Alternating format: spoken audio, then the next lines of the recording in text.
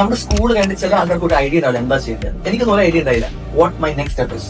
പക്ഷെ ഇപ്പൊ you have lot of online classes and അത് കുറെ ഇങ്ങനെ ഫ്യൂച്ചറിലേക്ക് വേണ്ടി നമ്മുടെ കർവ് ചെയ്യാനുള്ള ഓരോ കാര്യങ്ങൾ ഇപ്പൊ ഉണ്ട്. അതുപോലെ ഈ എഡ്യൂക്കേഷൻ കാര്യം എനിക്ക് സമ്മതം, കാരണം പഠിക്കണം. But I tell you something, മാർക്കിന് വേണ്ടി പഠിക്കരുത്.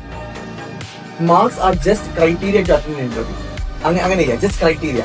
നമുക്ക് എന്ത് വേണ്ടത് പ്രസന്റേഷൻ സ്കിൽസും എങ്ങനെ ഒരു ഇന്റർവ്യൂ ടാക്കിൾ ചെയ്യാന്നുള്ളതാണ്. How to tackle interview. And ഞാൻ M.Com പഠിച്ചുകൊണ്ടിരുന്ന സമയത്ത് എന്റെ കൂടെ ഉണ്ടായിരുന്ന സ്റ്റുഡന്റ് ഐ തിങ്ക് 3 സപ്ലിന്റ് പുള്ളിക്കാരൻ. He got placed in Graham Thornton, one of the best auditing firms on that. അപ്പോൾ സപ്ലി അല്ല കാര്യം, how you present in front of an interview, how you act in interview. നമ്മൾ ഭയങ്കര കോൺഫിഡൻസോടെ പറഞ്ഞു.